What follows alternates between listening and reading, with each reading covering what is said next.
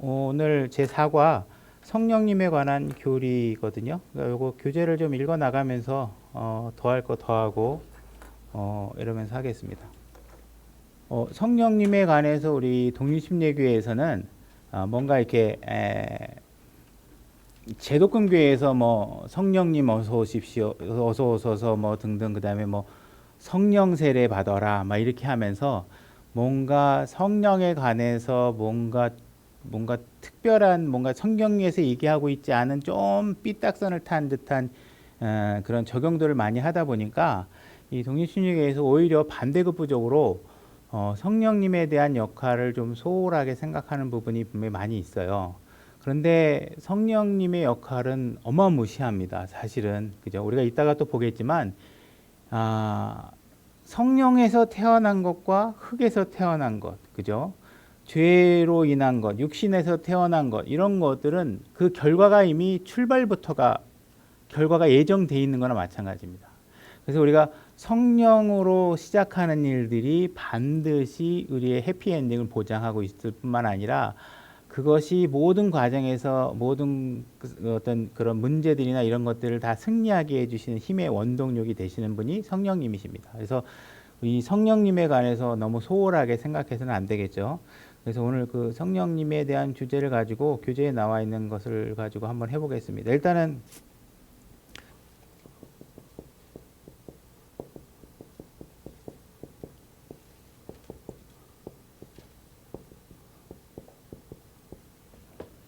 우리 성령 침례, 우리 침례교회에서 뿐만 아니라 우리가 성령 침례라고 그랬을 때 우리는 이건 구원받으면 바로 우리가 성령 침례라는 게 일어나죠. 그죠? 성령 안에 푹 잠기게 됩니다. 근데 우리가 이 성령 세례라는 것이 용어가 등장하면서 약간 어떤 개념이 생기냐면 우리가 구원을 받았는데 성령을 또 받아야 된다. 그죠?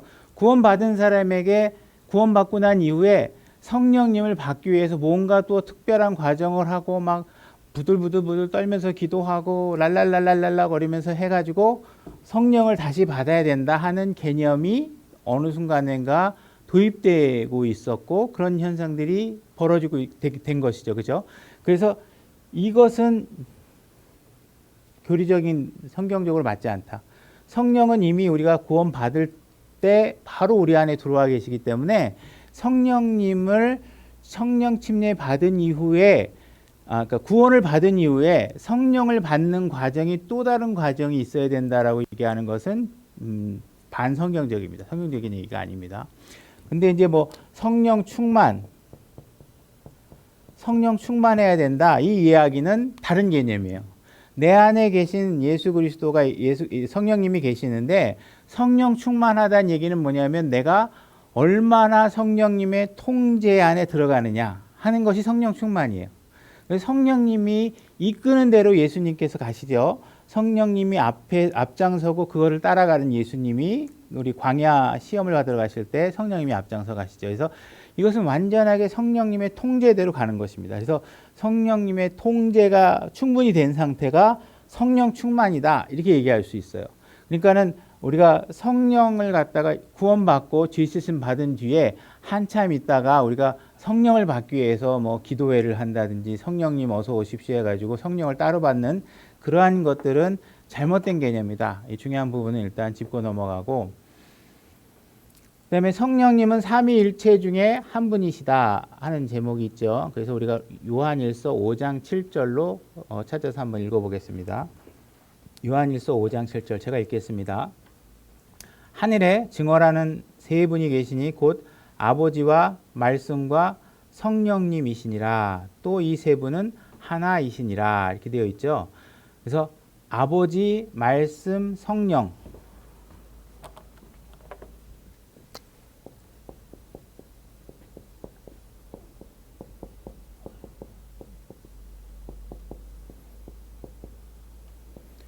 이 세 분이 하나이시다. 그죠? 이거를 어떻게 과학적으로 설명할 수 있느냐? 설명이 안 되죠. 그죠? 우리가 갖고 있는 차원의 과학으로는 설명이 안 됩니다. 그래서 이런 것들은 하나님께서 이렇게 기록하신 것은 너희가 이해해라 하고 주시는 게 아니라 믿어라 하고 이렇게 주시는 말씀을 우리가 받아들이셔야 됩니다. 그래서 하나님이 내 이해의 범위 안에 들어와 계시는 분이다 이렇게 생각하면 그분은 하나님이 아니십니다. 아니면 내가 하나님이거나 둘 중에 하나를 만드는 거죠. 그죠? 하나님은 내가 생각하고 이해할 수 있는 영역 이상의 존재이시기 때문에 우리가 모든 것을 다 이해할 수 없는 것이죠. 그죠? 그래서 이 말씀에 관해서 이 말씀은 예수 그리스도를 나타내는 것이 이 말씀에 관해서 관련 구절을 좀 한번 찾아보겠습니다. 요한복음 1장 1절로 가보겠습니다. 요한복음 1장 1절. 제가 읽겠습니다. 처음에 말씀이 계셨고 말씀이 하나님과 함께 계셨으며 말씀이 하나님이셨더라. 영어로 보게 되면 In the beginning 이렇게 돼 있죠. 자, in the beginning 처음에 이 처음에 등장하는 단어 구절이 뭐죠? 창세기 1장 1절. 창세기 1장 1절로 가보겠습니다. 분명히 아까 요한복음 1장 1절에 처음에 말씀이 계셨다 그랬죠. 그러니까 제일 처음에 계신 분이 말씀이라는 것이죠. 그죠? 창세기 1장 1절에 in the beginning 처음에 하나님께서 하늘과 땅을 창조하시니라. 그래서 여기 하나님께서 하늘과 땅을 창조하실 때 이 하나님이 누구라고 얘기하고 있냐면 말씀이시다. 이걸 요한복음 1장 1절에서 얘기하고 있는 것입니다. 그죠? 그래서 말씀이신 분이 이 처음에 계셨고, 그죠? 근데 이 처음에 보니까 창세기에서는 하나님이 했다고 얘기하니 결국은 하나님이 말씀이시다. 말씀이 하나님이시다. 이 이야기를 요한복음 1장 1절에서 해주고 계시는 거예요. 그래서 처음에 말씀이 계셨고 말씀이 하나님과 같이 계셨는데 말씀이 하나님이셨더라. 이렇게 얘기하고 있으니까 하나님과 말씀은 같은 분이시고 이 말씀은 하나님 아버지이고 이게 동일하신 분이시다 하는 얘기를 하고 있는 것이죠. 그죠? 자, 요한복음 1장 14절로 가보겠습니다. 요한복음 1장 14절.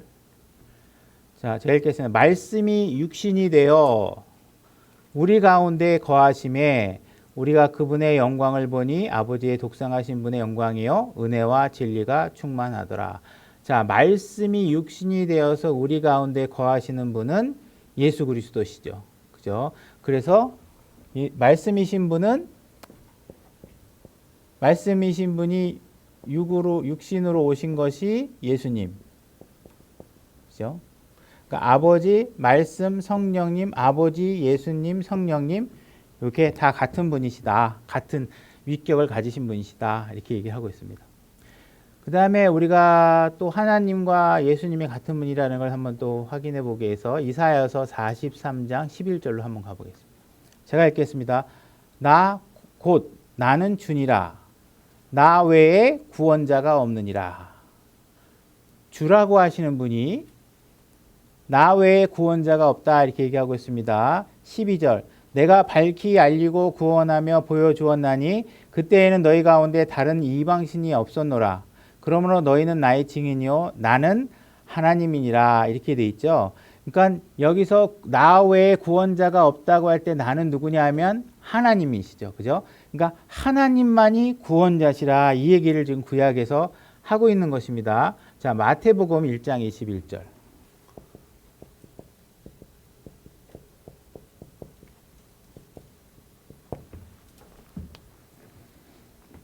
마태복음 1장 21절. 이제 이 모든 일이 일어난 것은 주에 관하여 대언자를 통해 말씀하신 것을 성취하려 하심이라. 이르시되 보라 처녀가 아이를 베어 아들을 낳을 것이요 그의 이름을 임마누엘이라 하리라 하였으니 이것을 번역하면 우리와 함께 계시는 하나님이라는 뜻이니라. 아니요. 마태복음 1장 21절 먼저 갈게요. 마태복음 1장 21절. 그녀가 아들을 낳으리니 너는 그의 이름을 예수라 하라. 그는 자기 백성을 그들의 죄에서 구원할 것이니라. 자, 예수님이 태어나셔서 그 이름을 예수라 하고 이 예수가 백성들을 죄에서 구원하시는 분이다. 이렇게 얘기하고 있잖아요. 그죠? 그죠? 그래서 23절로 갈게요. 23절 보라 처녀가 아이를 베어 아들을 낳을 것이요 그들이 그의 이름을 임마누엘이라 하고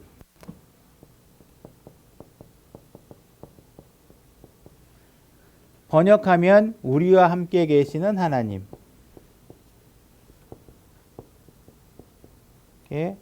계시는 하나님.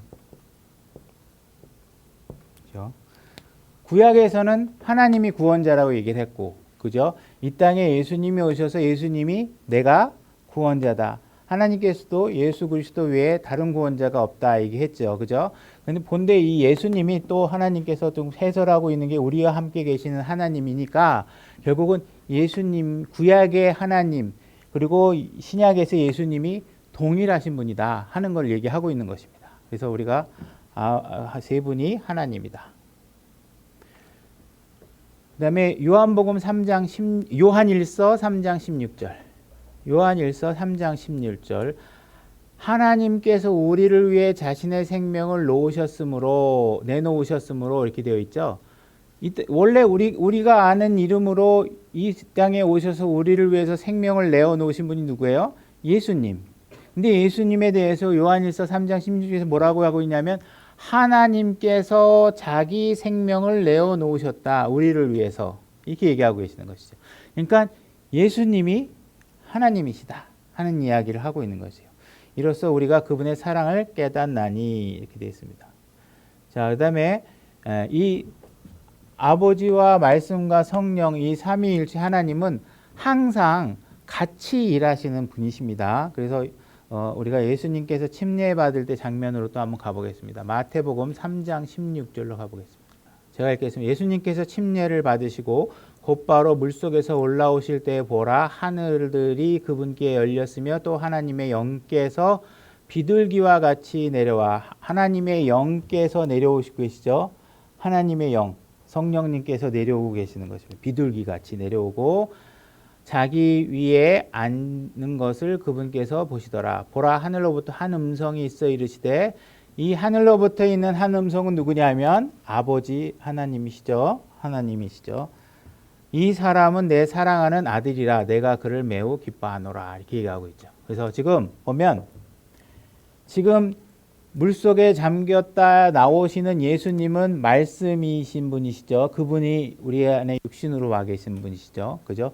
그래서 이 말씀이신 예수님이 지금 물 위에 있으시고 물에서 들어갔다 나오고 계시고 성령님께서 비둘기같이 내려오고 계시고 하늘의 아버지 음성이 나타나시면서 내가 매우 기뻐하는 아들이라고 얘기하고 있죠. 그래서 이 세 분이 항상 함께 일하고 계시는 것을 보여주고 계시는 장면이다. 그래서 이 세 분이 지금 항상 복수의 이치를 갖고 있으면서 우리라고도 얘기하면서 그분은 한 분이시다, 하나이시다 이렇게 얘기를 하고 있는 것입니다. 그래서 이 세 분은 삼위일체다 이렇게 우리가 얘기하고 있는 것이에요. 그래서 삼위일체 이런 용어는 성경에 없습니다. 뭐 영어로는 트리니티 이런 것은 성경에 없는 거지만 이 세 분의 속성을 잘 설명하고 있는 것이죠. 그죠? 아까 우리가 읽었던 요한일서 5장 7절인가? 그 말씀 삼위일체에 관한 이야기는 이 기존의 개역 성경에는 빠져 있는 구절입니다. 삭제되어 있는 구절입니다. 그래서 킹제임스 성경만이 유일하게 그 말씀을 보존하고 있는 것이죠. 그래서 우리가 킹제임스 성경을 봐야 하는 이유는 차고도 넘친다. 잘 아십니다. 자, 또 우리가 우리라고 표현되는 성경 구절 또 여기 되어 있으니까 한번 찾아보겠습니다. 창세기 1장 26절. 제가 읽겠습니다. 하나님께서 이르시되 우리가 우리의 형상으로 우리의 모양에 따라 사람을 만들고 이렇게 되어 있죠. 그러니까 사람을 만드실 때 우리라는 말을 쓰고 있어요.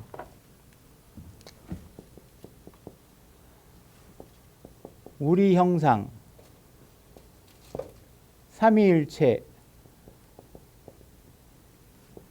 어쨌든 요거는 지금 우리에게는 영혼, 육이 있는 것이 하나님의 속성과 이것을 매핑해서 대입해서 볼 수 있다 이렇게 이해하시면 됩니다. 창세기 11장 5절로 가보겠습니다. 바벨탑 사건에서 여기서도 하나님께서는 자기 자신을 우리라고 표현하고 계십니다. 창세기 11장 5절 제가 읽겠습니다. 주께서 사람들의 자녀들이 세우는 도시와 탑을 보려고 내려오시니라. 주께서 이르시되 보라 백성이 하나요 또 그들이 다 한 언어를 가지고 있으므로 이 일을 하기 시작하니 이제 그들이 하려고 상상한 어떤 일도 막지 못하니라. 자, 우리가 내려가서 그들의 언어를 혼잡하게 하여 그들이 서로 이 말을 알아듣지 못하게 하자 하시고, 우리가 내려가서 이렇게 얘기합니다. 하나님께서 자기 자신 얘기할 때 복수로 우리라고 얘기하고 있죠. 그죠? 사람이 상상하는 것이 악하다. 이 구절이 여기서는 안 나오는데 여기 이 바벨탑 사건에서 드러난 것이죠. 사람들이 여기서 악한 생각은 언제 들어왔을까요? 우리가 지난번에 창세기 때 배웠죠. 이 악한 것은 언제 들어왔어요? 선악과를 따먹을 때 들어왔죠. 그죠? 선악과를 먹기 전에는 악한 것을 몰랐었죠. 그래서 이 악은 선악과를 따먹은 이후에 인간에게 들어온 악입니다. 그래서 그것이 너무 악해서 혼잡하게, 언어를 혼잡하게 만들어야 되겠다, 이렇게 얘기하고 있습니다. 자, 마태복음 28장 19절로 또 가보겠습니다. 침례를 주도록 예수님께서 명령하실 때에 어떻게 주라고 얘기했는지를 또 여기서 기록하고 있습니다. 제가 읽겠습니다. 그러므로 너희는 가서 모든 민족들을 가르치고 아버지와 아들과 성령의 이름으로 그들에게 침례를 주며, 이렇게 되어 있습니다. 그래서 아버지와 말씀 대신에 아들과 성령의 이름으로 침례를 줘라, 이렇게 얘기하고 있죠. 그래서 이 세 분은 하나이십니다. 하나이십니다. 그래서 이 세 분이 하나이시다라는 사실로 우리가 이해를 하시면 됩니다. 그래서 아까도 우리가 구약에서도 봤지만 나 주는 이렇게 돼 있잖아요. 그죠? 그러니까는 하나님은 주님이십니다. 주. 그죠?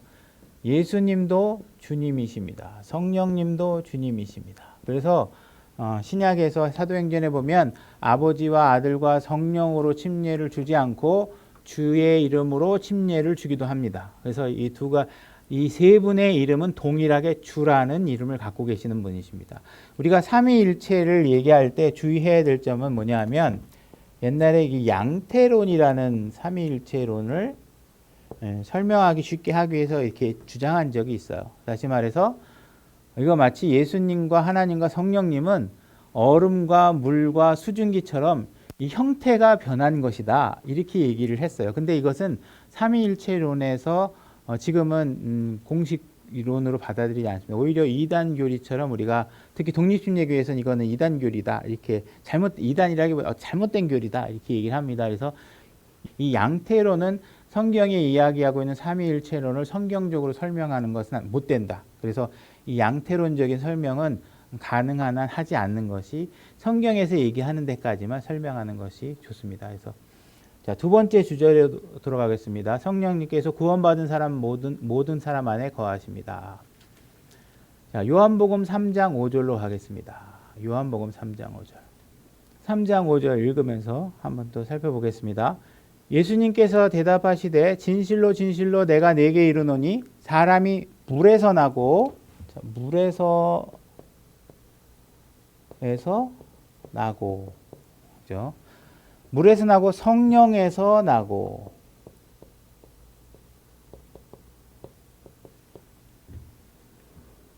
물에서 나고 성령에서 나지 아니하면 하나님의 왕국에 들어갈 수 없느니라. 왕국에 관해서 것은 우리가 안 했죠. 이거 넘어갈게요. 하나님의 왕국에 들어갈 수 없느니라. 자, 육에서 난 것은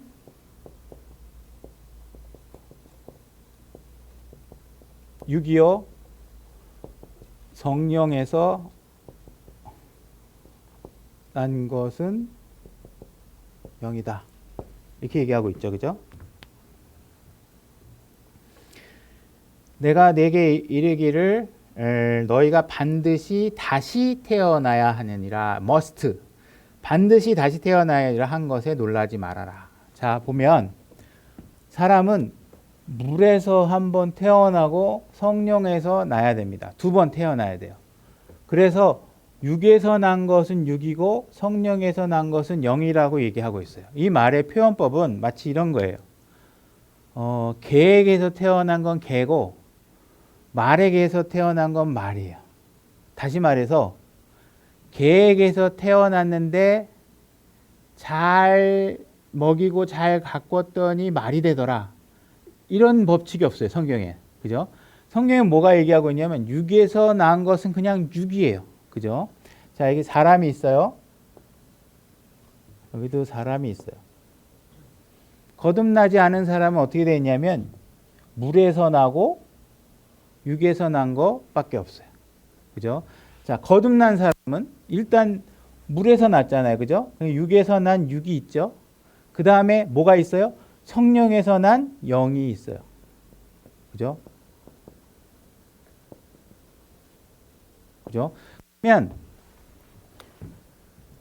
거듭나지 않은 사람에게는 육만 있는데 거듭난 사람에게는 영만 있는 게 아니라 어떤 상태가 있냐면 육도 있고 영도 있어요.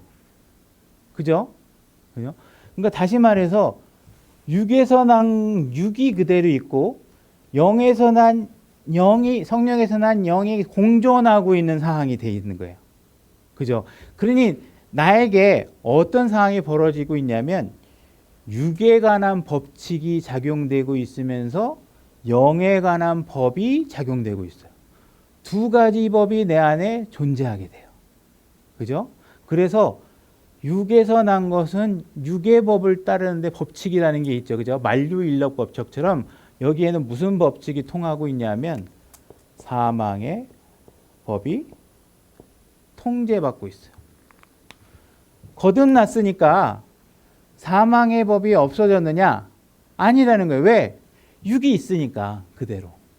근데 우리에게는 이 사망의 법을 이길 수 있는 새로운 법이 우리 안에 들어와 있는데 이 성령에 의해서 태어난 영으로 인해서 뭐예요? 나오나? 생명의 법이 들어오게 되죠. 그죠? 생명의 법이 들어오게. 그러니까는 우리는 반드시 거듭나야 되는 게 뭐냐면 이 사망의 법을 제압시키고 영원한 생명으로 갈 수 있는 이 성령에서 태어난 영을 소유하기 위해서 반드시 거듭나야 돼요. 그때 하는 일이 뭐냐면 성령님이 하시는 일이에요. 성령님이 들어오시면 그분은 생명의 법을 우리에게 작동시키시는 분이에요. 작동될 수 있게. 생명의 법이 우리 안에 작동되게. 그전에는 사망의 법만 있으니까. 그러니까 지금 우리가 이 안에 거듭났다고 해서 육이 겪어야 될 죄와 관련된 사망의 법이 사라지는 것이 아니라는 것이. 그러니까 내 육은 계속 어쩔 수 없이 사도 바울 같이 신앙생활 잘한 사람도 어떻게 됐어요? 죽었잖아요. 그죠? 다윗도 죽고 바울도 죽고 베드로도 죽고 다 죽었어요. 왜 죽어요? 이 사람은 거듭났으면 영원히 살아야 되는데 왜냐하면 아직 육에서 난 육이 있는 거예요. 그래서 여러분들은 이 육에서 난 육을 이 육이 이 사막의 법을 가지고 여러분들을 계속 옥죄입니다. 너 나를 위해서 뭘 해야 돼? 나를 위해서 죄를 져. 나를 위해서 음행을 해. 나를 위해서 탐욕을 부려야 돼. 하고 여러분들에게 마치 어떻게 얘기하고 있냐면 빚쟁이처럼 얘기를 해요. 너 나한테 빚진 거 있지? 근데 성경은 뭐라고 얘기하고 있냐면 우리는 육에 빚진 게 하나도 없다. 그러니 속지 말아라. 마치 과거에 육의 노예였었던 것처럼 너를 부려먹으려고 하는데 속지 말고 어떻게 해요? 여러분들의 육신이 나에게 탁 목을 재면서 너 나를 위해서 뭐를 해? 그랬을 때 어떻게 해요? 여러분들의 생명의 법인 성령의 힘을 입어서 여러분들이 목을 잡고 있는 죄의 법을 딱 잡고서 손을 딱 뿌리치면 어떻게 해요? 너 절로 가. 나는 더 이상 사망의 법을 따르지 않을 거야. 죄의 법을 따르지 않을 거야. 육신이 하자는 대로 하지 않을 거야. 나는 성령님이 하라는 대로 할 거야. 하는 것이 바로 생명의 법이 이렇게 작동되도록 하는 것이 여러분들이 거듭나야 될 필요성이 있는 것이에요. 그래, 그걸 하기 위해서. 여기까지 이해되시죠? 어려운 거 없으시죠? 로마서 8장 9절 제가 읽겠습니다. 그러나 너희 안에 하나님의 영께서 거하시면, 그죠? 구원 받았으면, 자, 하나님의 영이 있다. 이 이야기는 뭘 얘기하고 있는 거냐면 구원 받았다. 이 얘기를 하는 거예요. 구원 받았는데 하나님의 영이 없다. 이건 성립할 수 없는 거예요. 다시 말해서 성령님이 하고 있는 것은 뭐냐면 여러분들이 구원받았다는 사실을 입증해 주는 일을 하는 거예요. 여러분들에게서 성령의 법이 생명의 법이 작동하고 있다는 얘기는 구원받은 사람이다. 이렇게 이해를 하시면 되는 거예요. 성령님이 그 안에 계시니까. 그죠?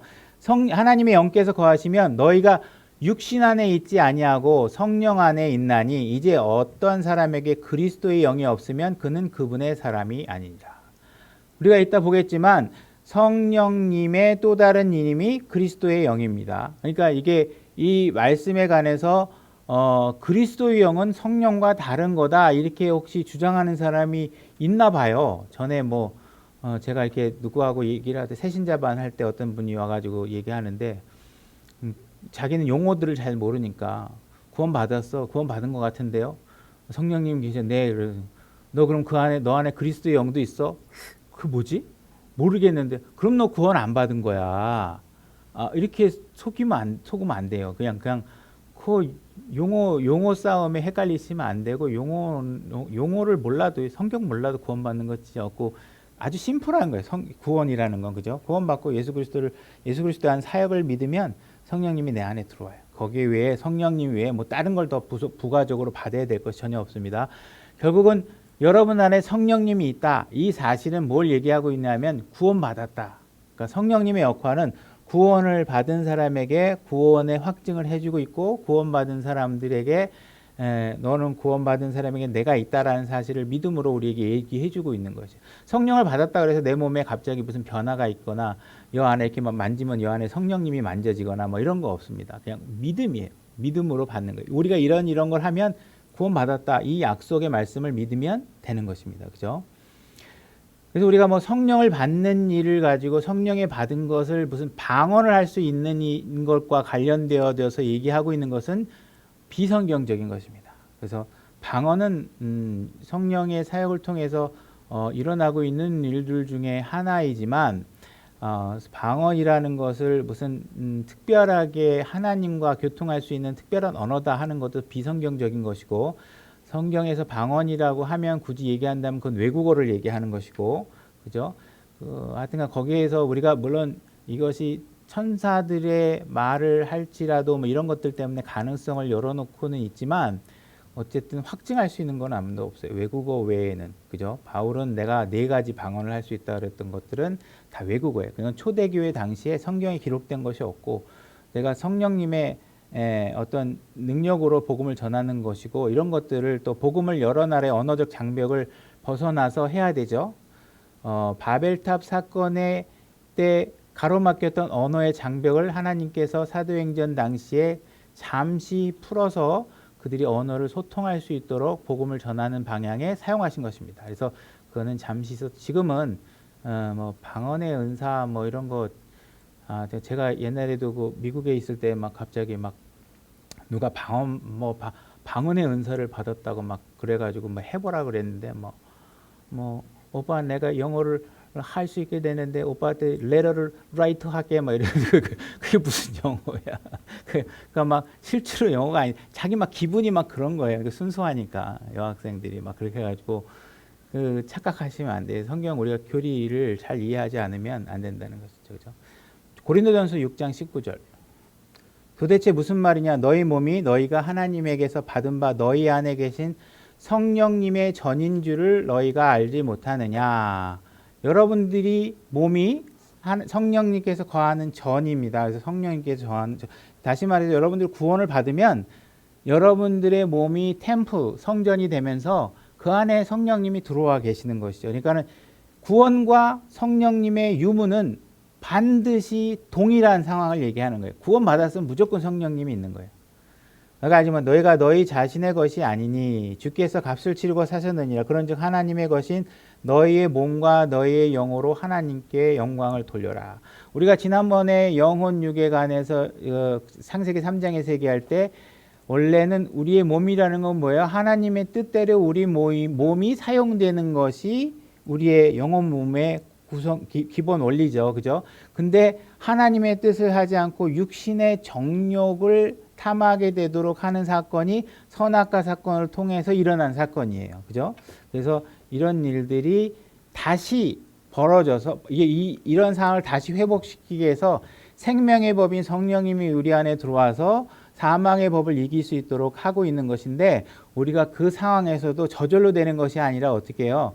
우리가 여전히 구원받은 이전의 죄의 쾌락을 유지하기 위해서 내 육신이 요구하는 걸 자꾸 따라서 하게 되면 사망의 법에 계속 지배받고 사는 거고, 우리 몸이, 그죠?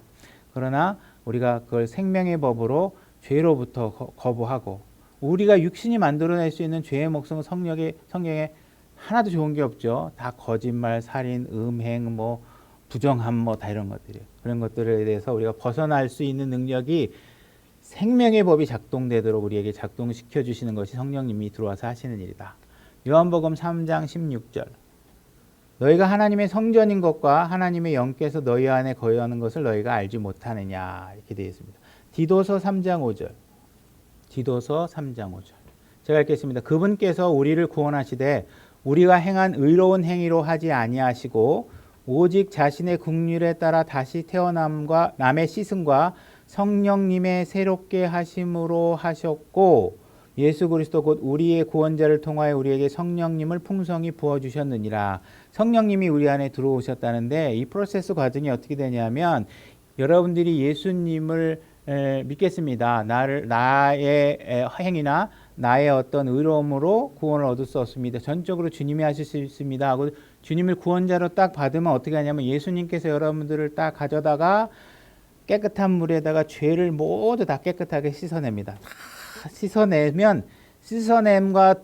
씻어내자마자 바로 다음에 일어나는 일이 뭐냐면, 성령님께서 여러분 안에 쫙 그 다음에 들어오십니다. 그 다음에 여러분들 예수님께서 깨끗하게 해놨잖아요. 그 피값으로 깨끗하게 해놨으니 이 깨끗한 걸 그대로, 깨끗한 걸 그냥 여기다 모래사장에다 딱 놔두면 그냥 또다시 흙 묻고 그렇잖아요. 그래서 이 깨끗함이 계속 깨끗해지게 하려면 어떻게 해요?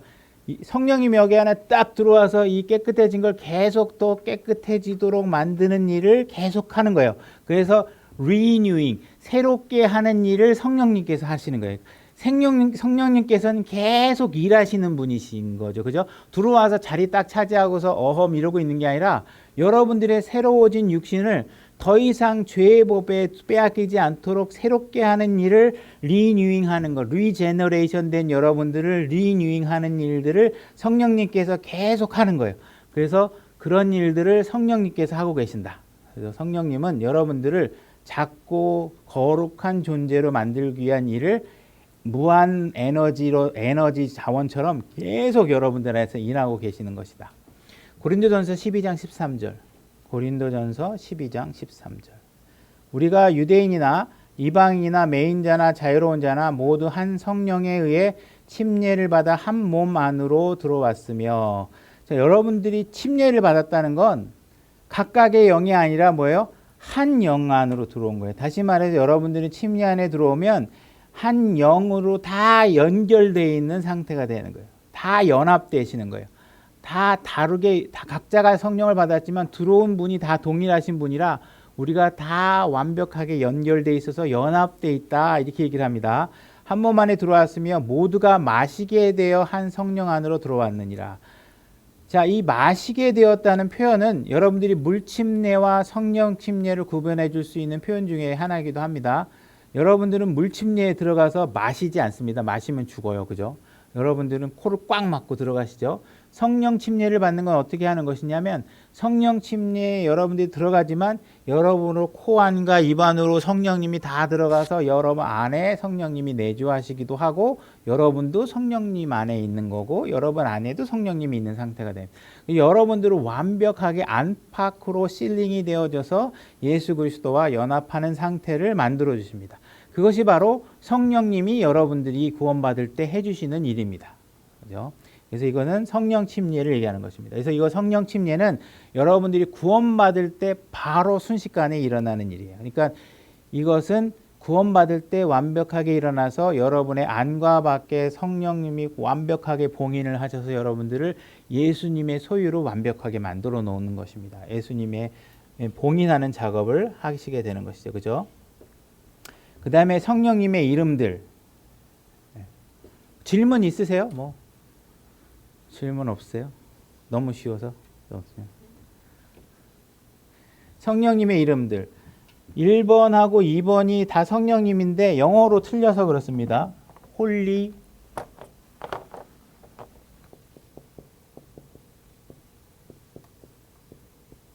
맞나 스페링? 네. 그다음에 홀리 스피릿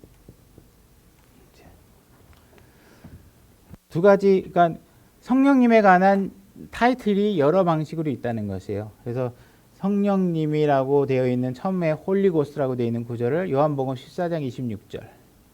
제가 읽겠습니다. 위로자고 아버지께서 내 이름으로 보내실 성령님, 성령님이 고스트입니다. 그래서 같은 성령님인데 여기는 고스트로 되어 있다. 그분께서 너희에게 모든 것을 가르치시고, 그래서 성령님은 여러분들을 가르치시는 일을 하십니다. 그래서 가르치셔서 여러분들이 지식으로 예수 그리스도를 알 수 있는 것을 만들어 주시는 것이죠. 내가 너희에게 무엇을 말하든지 너희가 모든 것을 기억하게 하시니라. 그래서 여러분들이 이치를 깨닫고 하나님의 말씀의 의미를 이해하고 하는 일들은 성령님께서 해주시는 것입니다. 이 성령님이 없으면 안 보이죠. 보일 수도 없고 믿어지지도 않고 유치하게 보이고, 그죠? 우리가 뭐 버스 같은 데서 보면 사랑하는 사람들끼리 막 얘기하는 거 옆에 있는 사람들이 보면 막 닭살 돋고 이상하잖아요, 그죠? 그들 간에는 근데 그것이 굉장히 의미 있는 이야기죠, 그죠? 우리가 밖에서 있는 사람들은 우리가 나누는 사랑의 대화라든지 하나님과의 교감을 통해서 얻는 그런 위안이라든지 기쁨들을 이상하게 보고 유치하게 볼 수 있지만, 우리는 예수님과 더불어 그런 어떤 성령님이 보여주신 진리 안에서 기쁨을 얼마든지 누릴 수 있습니다. 그래서 요 성령님이 홀리 고스트라고 되어 있는 게 있고, 누가복음 11장 13절로 가보겠습니다. 제가 읽겠습니다. 그런즉 너희가 악할지라도 너희 자녀들에게 좋은 선물을 줄 알거든 하물며 하늘에 계신 너희 아버지께서 자기에게 구하는 자들에게 성령을 얼마나 더 많이 주시겠느냐 하시니라. 그래서 여기서는 홀리 스피릿 이렇게 되어 있습니다. 그래서 성령님을 우리가 예수님을 구원자로 받아들이고 예수님을 찾고자 하는 자들에게는 성령님을 주신다. 그 다음에 위로자, 이게 위로자라는 표현이 있는데 요한복음 14장 16절. 16절 제가 읽겠습니다. 내가 아버지께 구할 터인지 그분께서 다른 위로자를 너희에게 주사 그분께서 영원토록 너희와 함께 거하게 하시니라. 위로자를 보내주신다. 여기 컴포터라고 되어 있는 것이 성령님을 얘기하는 것입니다. 그래서 하나님께서는 우리는 주님이 없이 우리를 한순간도 그냥 놔두지 않으시죠. 그래서 예수님께서 내가 하늘로 올라가는 것이 너희들에게 더 유익하다. 왜냐하면 예수님은 육으로 계신 분이기 때문에 이 땅에 여러 곳에 동시에 계실 수 없죠. 그래서 예수님께서 올라가시면서 우리에게 성령님을 보내주실 때 그 성령님을 뭐라고 표현하고 있냐면 컴포터라고 얘기하고 있어요. 그래서 이것을 우리 성경에서는 위로자 이렇게 얘기하고 있는데 다른 형제님이 번역한 성경에서는 뭐 강하게 해주시는 분 이렇게도 번역을 합니다. 근데 일단은 이게 강하게 해주시는 분이라는 의미는 있어요. 왜냐하면 왜 그런 의미를 쓰냐 하면 컴포터라는 건 우리가 막 낙담하고 뭐 축 처져 있고 막 이러고 있을 때 성령님이 하시는 일이 뭐냐면 우리가 와가지고 힘내. 응? 이렇게 앉아있으면 안 되지. 너 하나님의 아들이잖아. 이렇게 하면서 힘을 북돋워서 할 수 없는 일을 하게 해주시는 분이니까 강하게 해주시는 분이 맞죠. 근데 또한 그런 의미뿐만 아니라 우리에게 또 위로를 주시고 하는 일들도 많아요. 그래서 어쨌든 그것을 강하게 해주시는 분이라 그래서 틀렸다고는 하진 않지만 그래도 컴포터라는 말이 우리가 대표적인 의미는 그 단어의 대표적인 의미는 위로라는 것이 있으니까 근데 위로로 그냥 번역하고 그 의미를 사역자들이 이해시켜주는 것이 더 맞지 않나 하는 생각이 듭니다. 그래서 위로자로 번역된 것이 가장 저는 뭐 적합해 보입니다. 네 번째 진리의 영이라고 되어 있죠. 요한복음 14장 17절 다음 절이네요. 곧 진리의 영이시니라 이렇게 되어 있죠.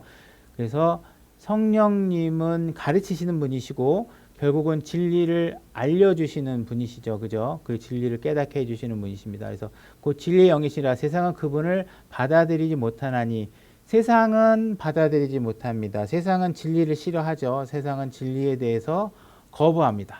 그렇지만 이는 세상이 그분을 보지도 못하고 알지도 못하기 때문이라. 그러나 너희는 그분을 아나니 이는 그분께서 너희와 함께 거하며 또 너희 속에 계실 것이기 때문이라. 그래서 진리의 영이라는 호칭을 또한 갖고 계십니다. 그 다음에 다섯 번째 주의 영 이렇게도 되어 있습니다. 사도행전 5장 9절로 가겠습니다. 이에 베드로가 그녀에게 이르되 어찌 너희가 서로 합의하여 주의 영을 시험하려 하느냐. 그죠? 보라 내 남편을 묻은 사람들의 발이 문 앞에 이르렀은즉 또한 너를 메고 나가리라. 그래서 주의 영이라는 말을 성령님을 대치해서 쓰는 호칭이기도 한 것이죠. 그죠? 그 다음에 이제 여섯 번째 추가할 수 있는 게 있다면 그리스도의 영이다. 아까 우리 로마서 8장 9절에서 봤죠. 그래서 아까 봤으니까 이건 뭐 넘어가고, 그래서 우리가 그리스도의 영이 없으면 그는 그분의 사람이 아니다 이렇게 했으니까 그리스도의 영이라는 표현도 성령님을 이야기하는 표현이다, 칭호다 이렇게 이해를 하시면 됩니다. 자, 그 다음에 성령님께서 하시는 일 넘어가 볼까요? 첫 번째, 창조하시는 일을 하시죠. 그죠? 하나님께서 이 땅을 창조하시는 것이 말씀으로 창조하셨지만 1장 2절을 보게 되면 그 일의 구체적인 실행을 성령님께서 하시는 것을 보게 됩니다. 창세기 1장 2절을 보겠습니다. 창세기 1장 2절. 땅은 비어 있고 땅은 형태가 없고 비어 있으며, 형태가 이게 form이라는 단어인데 우리가 항상 form이라는 게 있어요. 교리의 틀 할 때, 교리의 틀이라고 할 때 영어 단어가 form입니다. 그래서 사실 우리는 form이라는 것을 갖고 있어야 돼요. 그래서 사람들은 교리가 필요 없다고 얘기하는 건 하나님을 이해하지 못하는 것이에요. 여기서부터 여기까지고 저기서부터 여기까지 틀이 있어야지 되는 것이죠. 그래서 거기에 딱 재보고 이게 하나님의 말씀의 규격에 맞는지 안 맞는지를 우리가 알아야 그것이 하나님이 의도하신 제품이 맞다 하면 받아들인 거고, 안 맞으면 안 맞는 것이죠. 그죠? 이것이 형태가 없이 무질서해가지고 이것도 해도 되고 저것도 해도 되고 뭐 하나님은 사랑이시니까 막 받아들이고 뭐 이렇게 하는 것은 형태가 없는 일을 하면 안 됩니다. 항상 형태가 있는 일을 해야 됩니다. 그래서 형태가 없고 비어 있으면 결국은 이런 상태는 지금 뭔가 하나님의 심판이 이루어진 상태라고 보고 있는 것이죠.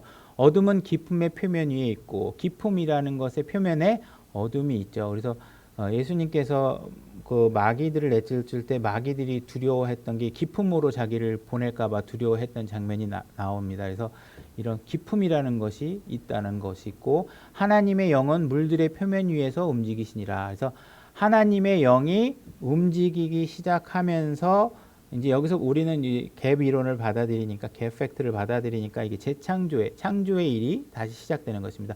성령이 항상 선행해서 어떤 일들의 구체적인 일들을 시작하는 장면을 보게 되면서 성령님이 일하신다. 그래서 성령으로 재창조가 되고 있는 것이 중요한 것입니다. 그래서 우리는 예수 그리스도에 의해서 우리가 물에서 난 것인데 성령님의 재창조를 통해서 우리가 거듭나는 것입니다. 그래서 우리가 성령으로 아까 태어나는 것은 결국은 재창조와 같은 일인 거예요. 새롭게 창조해내는. 그래서 우리를 창조물이라고 얘기하는 거예요. 하나님께서. 그죠? 그래서 이 영은 창조하는 일을 하고 있다. 그 다음에 인간을 창조할 때도 성령님이 개입하시죠. 창세기 2장 7절로 가보겠습니다. 창세기 2장 7절. 주 하나님께서 땅의 흙으로 사람을 지으시고 생명의 숨을 그의 콧구멍에 불어넣으시니 사람이 살아있는 혼이 되니라. 그래서 하나님께서 인간을 만드실 때 흙으로 사람을 지으셨고 거기다가 생명의 숨, 다시 말해서 하나님의 영이 호흡으로 들어가니까 살아있는 혼이 되어지는 것이죠. 그래서 영, 혼, 육 이렇게 되어 있는 삼위일체 인간이 되는 것입니다. 그렇죠? 그래서 우리가 사실은 하나님이 영이신 성령님도 하나님이시고 혼에 해당하시는 하나님도 하나님이시고 육에 해당한 예수 그리스도 하나님이시기 때문에 우리도 마찬가지로 영, 혼, 육이라는 인간이 있으면 영이라는 인간의 속성이 있는 것이고 혼이라는 인간의 속성이 있는 것이고 육이라는 인간의 속성이 있는 것도 그와 같이 매핑해서 생각해 볼 수 있습니다. 그래서 인간을 창조하실 때 이 세 가지 요소가 합쳐져서 인간이 된 것입니다. 욥기 33장 4절로 가보겠습니다. 욥기 33장 4절. 하나님의 영께서 나를 만드셨고 전능자의 숨이 내게 생명을 주었느니라. 여기서 하나님의 영은 나를, 전능자의 숨, 하나님의 숨, 호흡이 나를 만드셨다고 돼 있죠. 그러니까 아담이 창조될 때 흙으로 만드시고 하나님이 호흡이 들어가는 창조를 거쳐서 만든 것처럼 여러분 각각의 개인도 사실은 엄마의 자궁을 통해서 태어났지만 하나님께서 그 과정에 대해서 어떻게 얘기하고 있냐면 여러분들도 하나님 전능자의 숨이 들어가서 생명이 되었다는 것이에요. 다시 말해서 생명이라는 것은 하나님으로부터 오는 것이지 하나님과 단절되는 것은 그 어느 곳에도 생명이 존재하지 않게 됩니다. 그래서 항상 하나님으로부터 오는 것만이 생명이 존재한다. 고린도후서 5장 17절 제가 읽겠습니다. 그런즉 누구든지 그리스도 안에 있으면 그는 새로운 창조물이라 옛것은 지나갔으니 보라 모든 것이 새롭게 되었도다. 여러분들이 구원을 받고 거듭난 것은 어떤 과정을 거친 것이냐 하면 창조 과정을 거친 것입니다. 여러분들이 구원 과정은 리모델링 했거나 리포밍 했거나 하는 식으로 여러분들의 구원의 작업이 일어난 것이 아니라 완벽하게 창조하는 일이 일어난 것입니다. 그 창조하는 일에 성령님이 개입하고 계신 것입니다. 그래서 예수님께서 여러분들의 죄의 문제를 해결하시고 성령님께서 여러분들의 깨끗한 몸 안에 들어와서 성전 삼아서 여러분들의 몸이 여러분들의 한 인격체가 거룩하게 하나님께 드려질 수 있도록 작업을 하고 계시는 것입니다. 그래서 창조의 작업이 일어났다 이렇게 할 수 있습니다. 그래서 질문 있으시면 좀 여기까지 해야 될 것 같고 오늘은 진도는 뭐 질문 같은 거 편안하게 하실 만한 거 있으면 해보시고.